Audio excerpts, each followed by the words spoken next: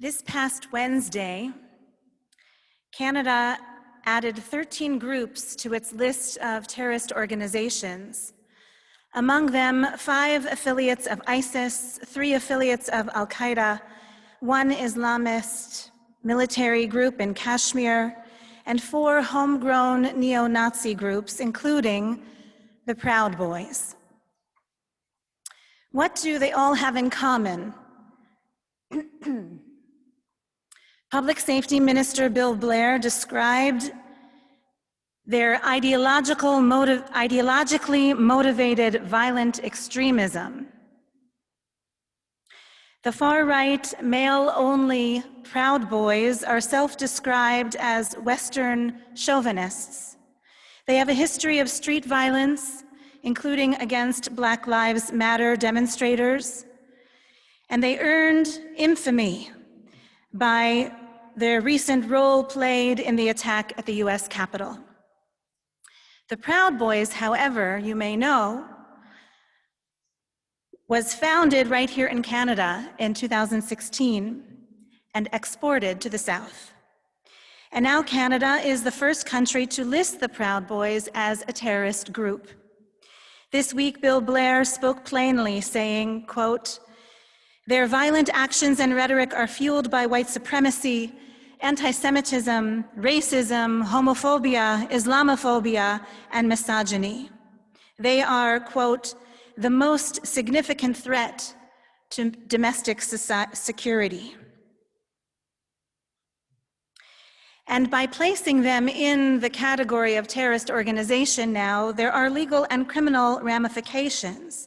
So I encourage you to write to government officials to thank them for shouting out the 4 white supremacist groups for what they are, terrorists. And I urge you to consider supporting the work of CIJA through its advocacy, ongoing efforts to block hate speech from online. The images are still fresh in my mind. I'm sure they are in yours as well. Less than 1 month ago, we saw those images of the insurrection. I was shocked, but not surprised. And all I could see before my eyes unfolding there was avodah zarah, strange worship, often translated as idolatry. That hate culture, that death cult that led to the murder of 5 human beings, including a police officer, that scene is today's most blunt and blatant example of idolatry. New York Times reporters Elizabeth Diaz and Ruth Graham wrote about white extremists masquerading as Christians as they prepared to storm the Capitol. They wrote the following: "Before self-proclaimed members of the far-right group, the Proud Boys, marched toward the US Capitol on Wednesday, they stopped to kneel in the street and prayed in the name of Jesus. The group, whose participants have espoused misogynistic and anti-immigrant views, prayed for God to bring, quote, reformation and revival. They gave thanks for, quote, the wonderful nation we've all been blessed to be in. They asked God for the restoration of their, quote, values systems, and for the, quote, courage and strength to both represent you and represent our culture well." And they invoked the divine protection. Excuse me. I don't know what to do. And they invoked the divine protection for what was about to come. The presence of Christian rituals and symbols and language was unmistakable. There was a mock campaign banner saying Jesus 2020 in blue and red. Thank you. Thank you. Excuse me.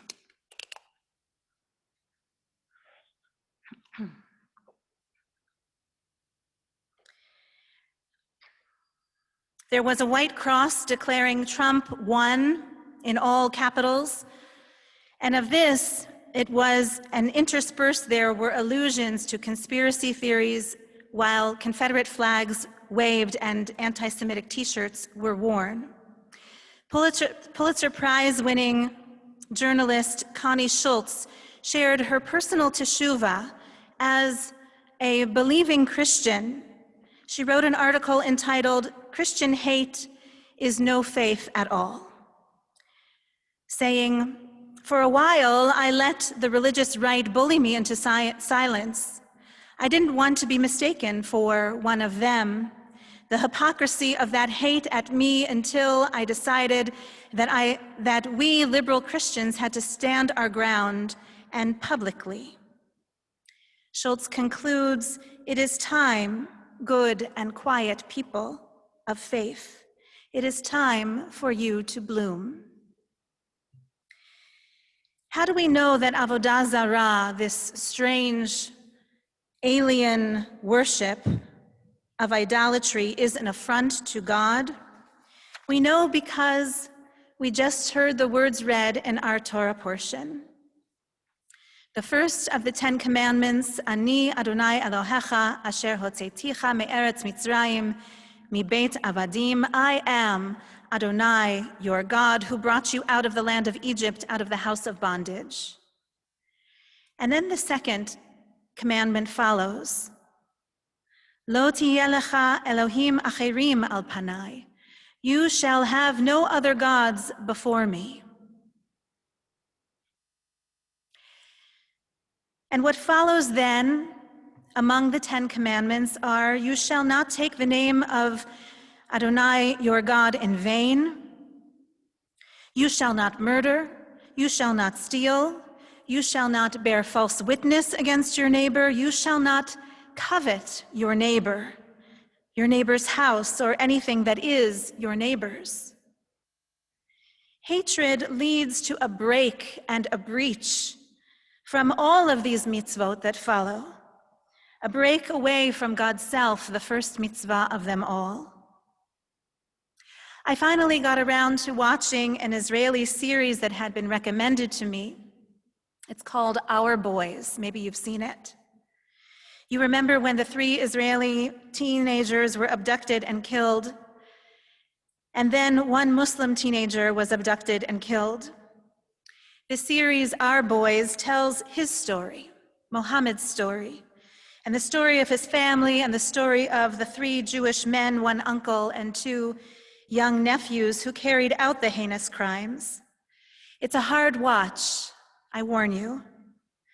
It's hard to watch because it tells a true story, that Jews, so-called religious Jews no less, are not immune from hatred, revenge, and supremacist views. When Proud Boys wave their flags and wave their guns and erect their gallows and parade their tiki torches and wear their t-shirts, I want ministers to preach and Christian leadership everywhere to say in no uncertain terms, not in our name, not in God's name. Such acts are idolatrous and hateful in the eyes of God. And when ISIS and Hamas and Hezbollah and Al-Qaeda and the rest wield their weapons and wear their human shields, when they write school books filled with lies, I want imams to preach and Muslim leadership everywhere to say, not in our name, not in God's name. This is idolatry and an affront to God Most High. And so we must do the same. We have to do the same, as painful as it is, as embarrassing and shameful as it is. When it's our boys and our rabbis fanning the flames of hate and bigotry, we have to call it out and not pretend it away. So I urge you to learn about the good work and to support the good work of the Israel Religious Action Center. It is the advocacy and legal wing of the reform movement in Israel. Their extraordinary team of lawyers shouts out racist rabbis and brings their cases through the legal system in Israel. The interplay between those 2 mitzvot, Anochi, Adonai Elohecha, I am Adonai your God, and lo tihiyeh lecha, you shall have no other gods besides me. There is an interplay between them.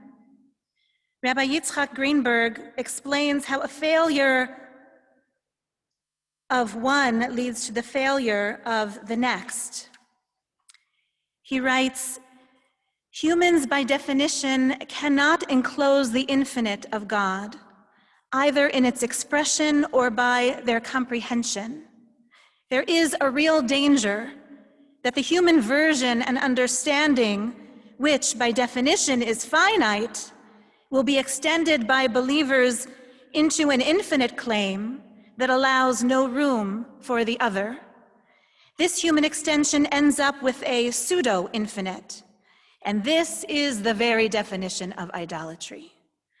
Idolatry is the partial, created or shaped by finite human beings who claim to be infinite. Idolatry mimics the divine and claims the absolute status of the divine, yet it is, in fact, finite.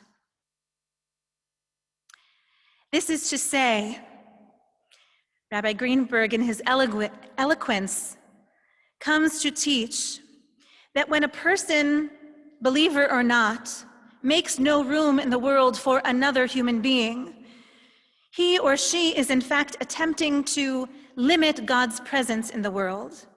And this, by definition, is idolatry, an offense to God's self, and this, by definition, will fail, because it is impossible to limit the limitless God.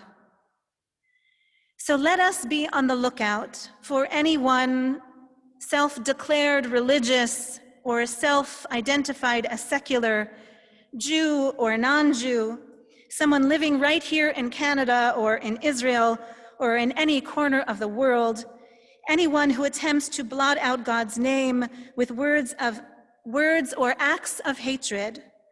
Let us work together with good government and good law enforcement and good court systems to limit their influence on others who may be too young to know any better or too lonely to resist the attention. Let us thereby call attention to God's rule, God's infinite rule, and let us reinforce the covenant that God struck with our people at Sinai, a covenant of righteousness and justice, love and peace. And I'd like to conclude now with a beautiful poetic description of that scene of the giving and receiving of Torah. Rabbi Arthur Green writes, "At Sinai, the voice of Moses came to bear the voice of God within it. We who believe that revelation is not a one-time event, but an ongoing process, must, with fear and trembling, with deep humility and holy audacity, allow our voices too to become bearers of that infinite voice. The sound of Yud He Vav He is the great voice that never ceased. Today, it needs us to be its trumpet."